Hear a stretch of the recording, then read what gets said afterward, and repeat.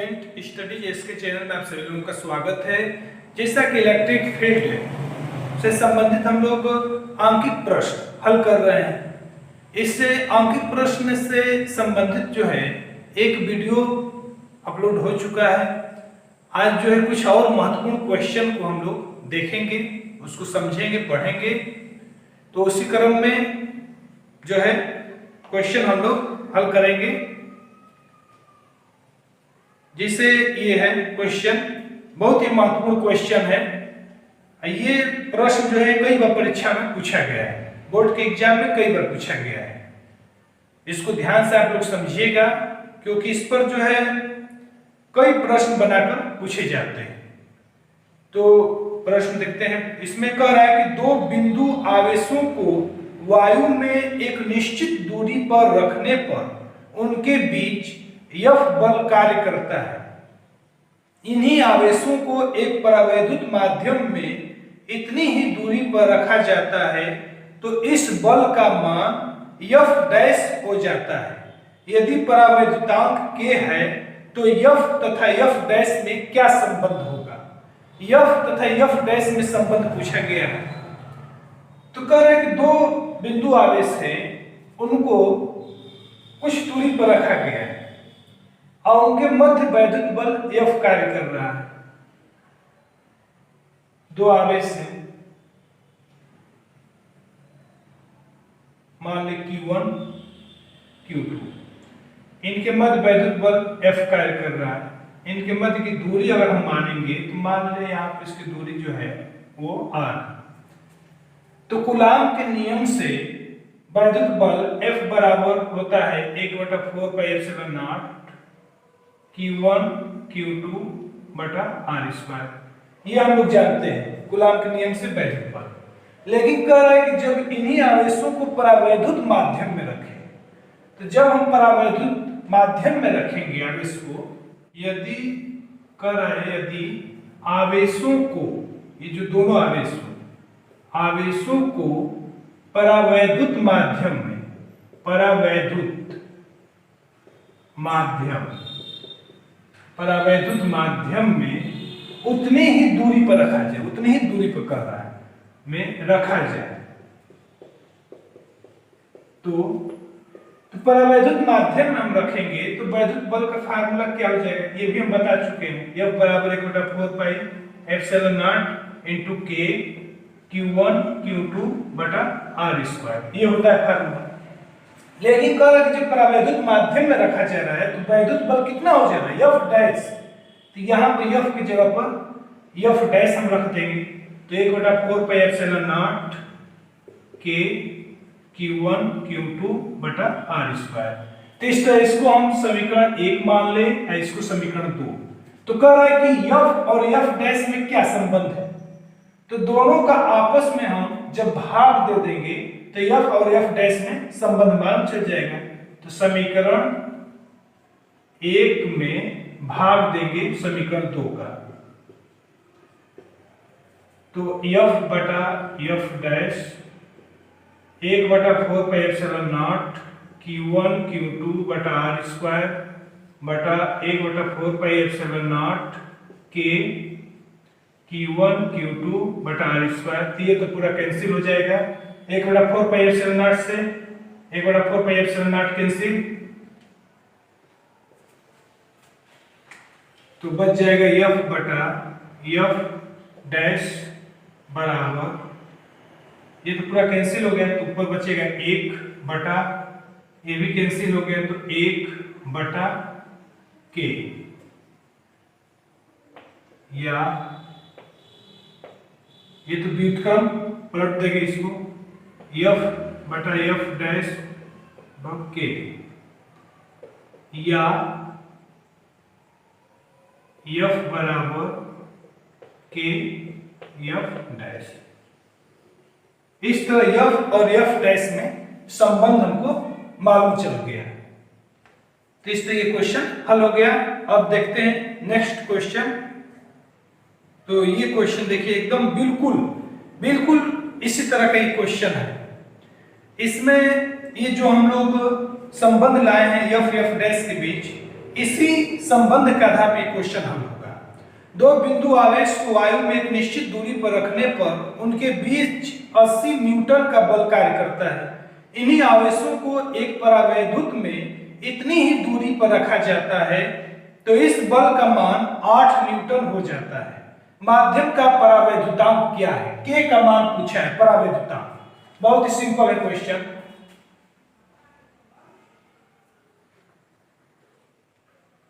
तो इसमें परावैद्युतांक के का मान पूछा गया है। के का मान क्या है? पहले बल दिया है, F का मान दिया है 80 न्यूटन। F बराबर दिया है 80 न्यूटन। परावैद्युत माध्यम में जब रखा गया तब बल दिया है F डैश बराबर 8 न्यूटन।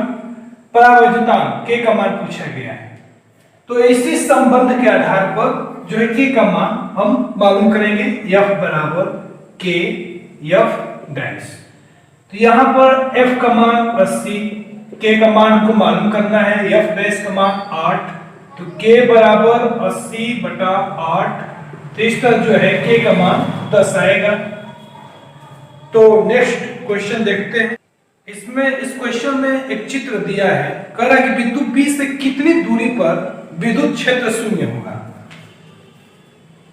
एक बिंदु P है और एक बिंदु Q है, दो बिंदु हैं और P बिंदु पर आवेश दिया है 10 माइक्रोकूलम और Q बिंदु पर दिया है 20 माइक्रोकूलम और दोनों बिंदुओं के बीच की दूरी दिया है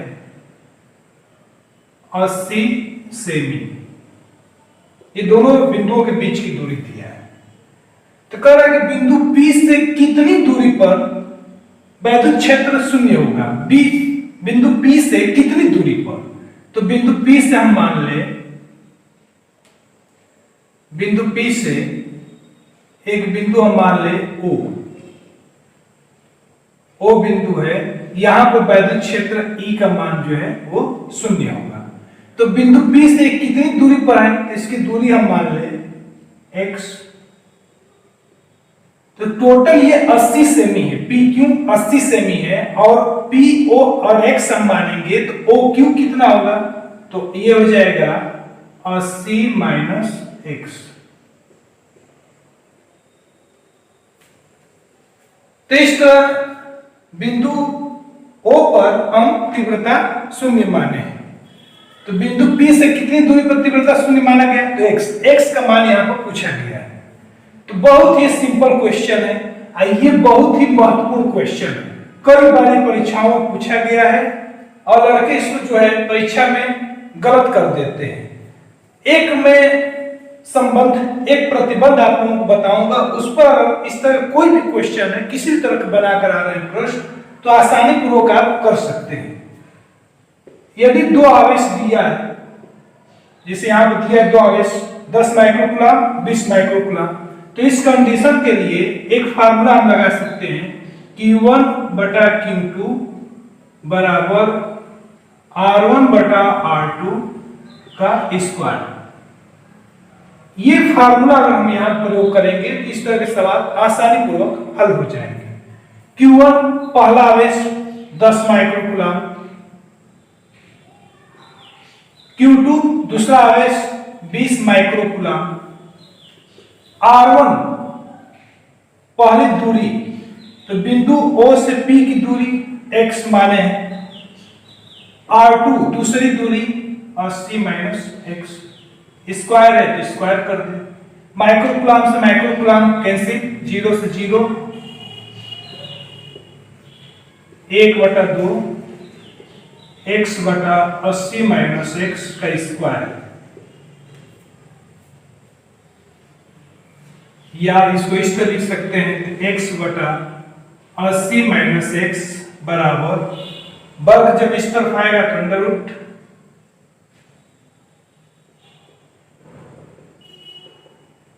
एक बटा √2 लिख सकते हैं। एक का वर्गमूल 1, इसका तिर्यक गुणा कर दें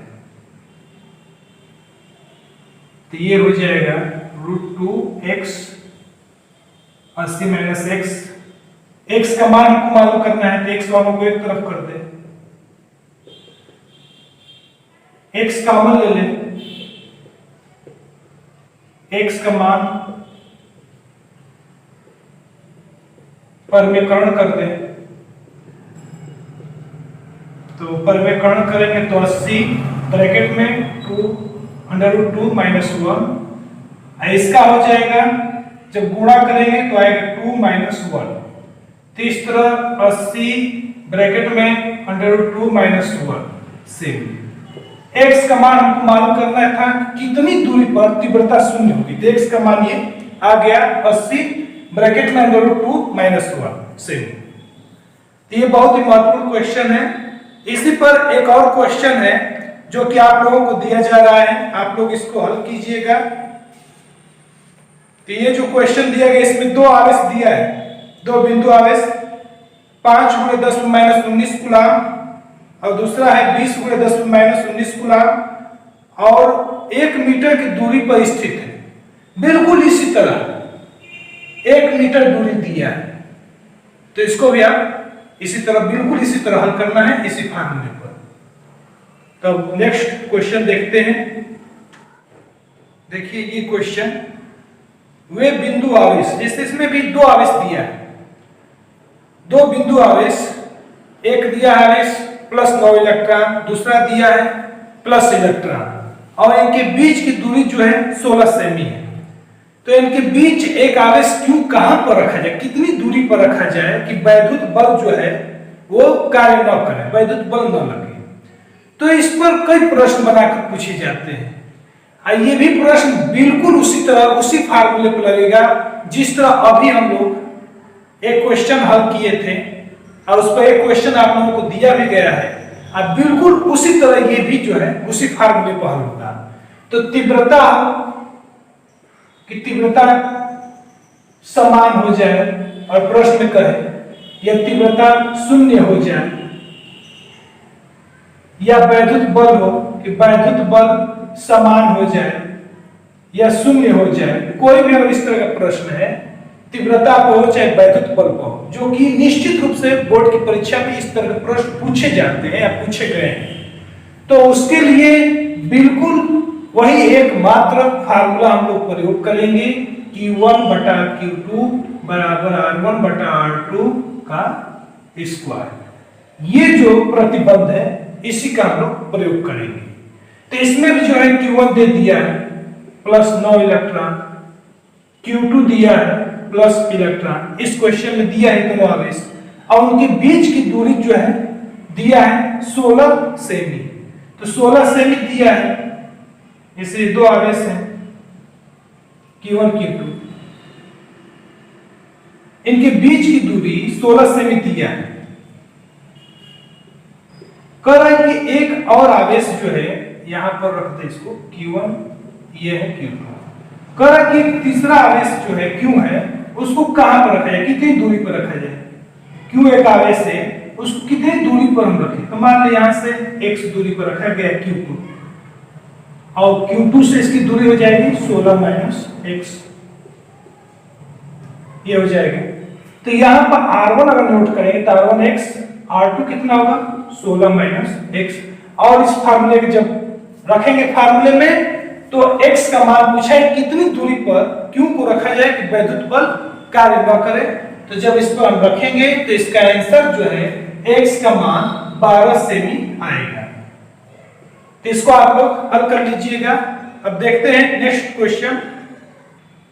ये क्वेश्चन देखते हैं, बहुत ही अच्छा क्वेश्चन है। एक निकाय में दो आवेश दिया है Q1 QA बराबर दिया है 2.5 × 10⁻7 कूलम, दो आवेश दिया है।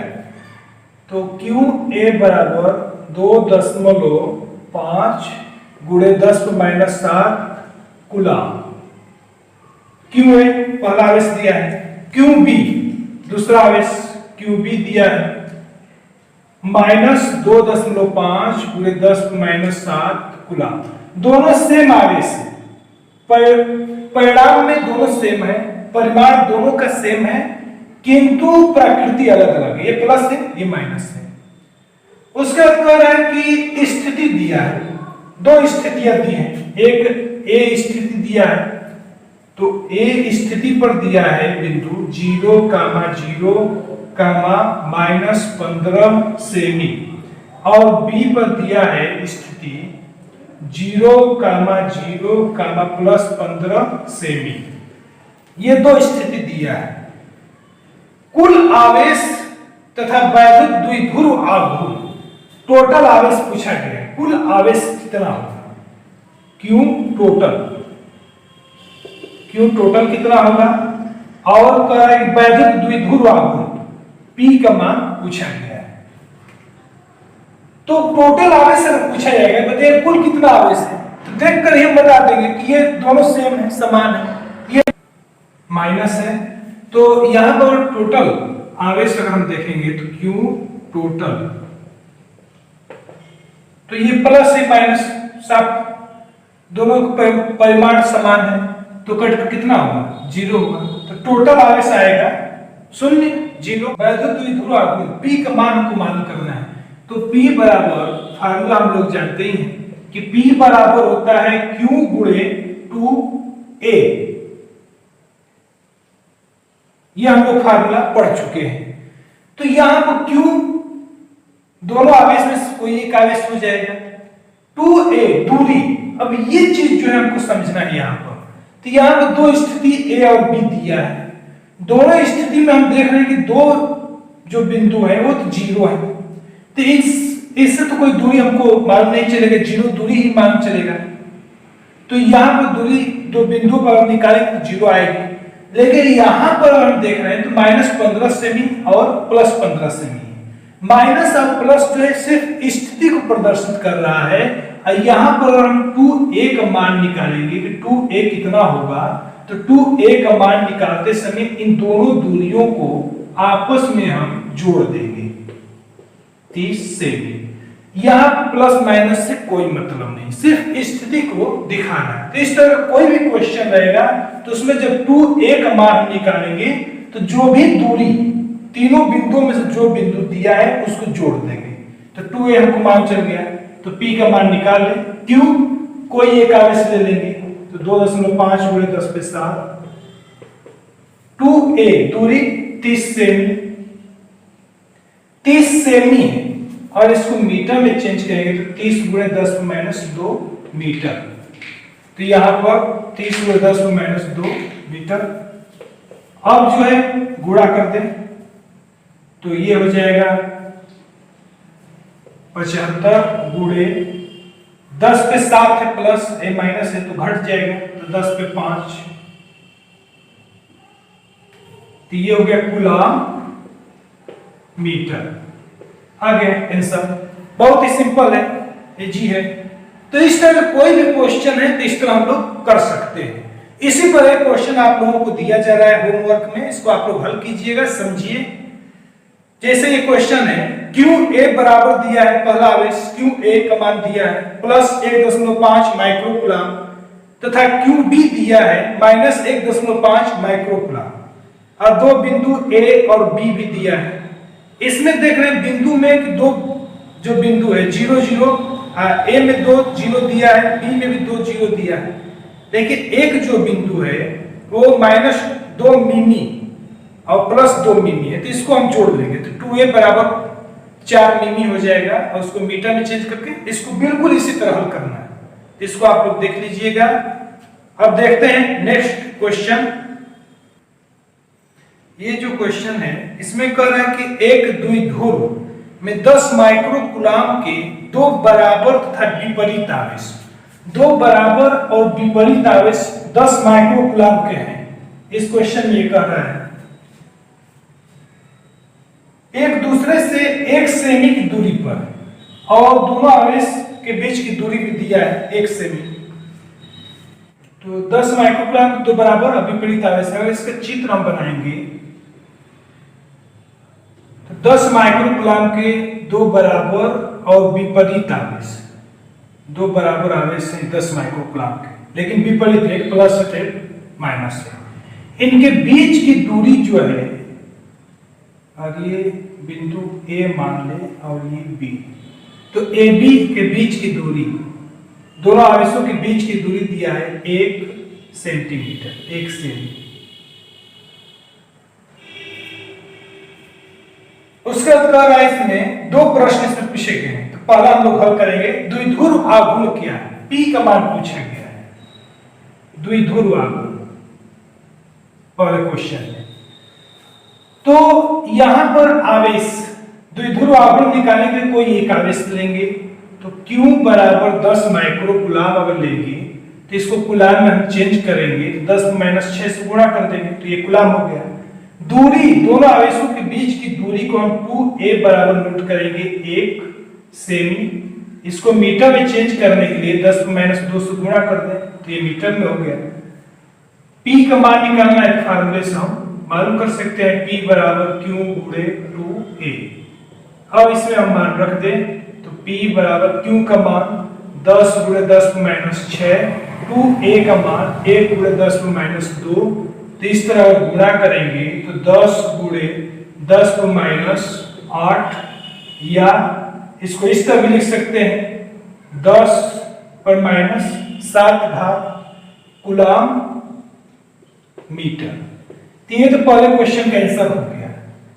अब दूसरे क्वेश्चन में पूछा गया है, दूसरा क्वेश्चन जो है उसमें कहा है कि द्विध्रुव से 1 मीटर दूरी पर अक्षीय और निरक्षीय स्थिति में तीव्रता, अक्षीय और निरक्षीय स्थिति में तीव्रता पूछा गया है। कितने मीटर की दूरी पर? 1 मीटर की दूरी पर। तो यहां पर जो दूरी दिया है उसको r बराबर हम नोट करेंगे 1 मीटर। आवेश हमको मालूम है Q 10 × 10 - 6 कूलाम आवेश मालूम है। अक्षीय और निरक्षीय स्थिति में तीव्रता पूछा गया है, तो अक्षीय स्थिति में पहले हम तीव्रता मालूम कर लें। अक्षीय स्थिति तो E बराबर होता है फार्मूला 1/4πε0 इंटू 2p/r3। तो यहां पर तो आवेश नोट करने की भी आवश्यकता नहीं थी क्योंकि इसमें P की आवश्यकता है। तो P हम पहले ही मालूम कर चुके हैं, यहां पर P का मान हमारा मालूम चल चुका है यहां पर। तो ये P का मान जो हम निकाले हैं उसी को यहां पर रख देंगे। तो E बराबर 1/4πε0 का मान रख दें 9 × 10⁻9 टू P का मान 10⁻7, R का मान दूरी 1, गुणा कर दें 18 गुणे 10⁻9 - 7 10/2 न्यूटन प्रति कूलम। इसका ये आंसर हो गया। तो ये अक्षीय स्थिति में हो गया। इसी तरह हम लोग निरक्षीय स्थिति में भी मालूम कर सकते हैं कि निरक्षीय स्थिति में क्या होगा। तो उसका भी फार्मूला हम लोग जानते ही हैं निरक्षीय स्थिति का। निरक्षीय स्थिति, तो निरक्षीय स्थिति में E बराबर 1/4πε0 इंटू P/r3। तो जिस तरह अक्षीय स्थिति में आप लोगों को बताया गया है बिल्कुल उसी तरह निरक्षीय स्थिति में भी तीव्रता हम मालूम कर सकते हैं। तो इसको आप लोग हल कर लीजिएगा। अब देखते हैं नेक्स्ट क्वेश्चन।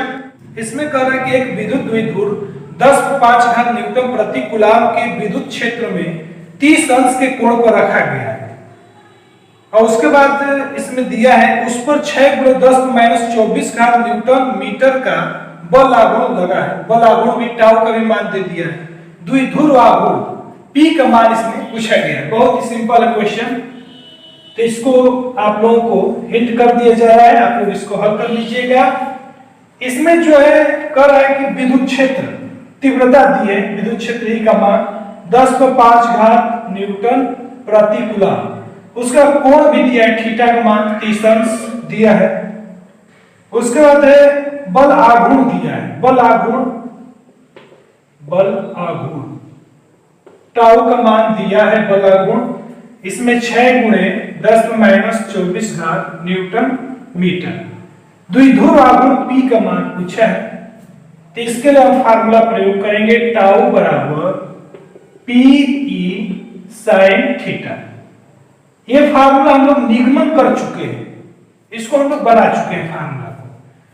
तो इसमें मान रख देंगे तो टाउ का मान 6 गुणे 10 माइनस 24, पी का मान हमको मालूम करना है, ई का मान 10 पर 5 साइन थीटा का मान 30। तो इस तरह जो है यहाँ से पी का मान मालूम कर सकते हैं।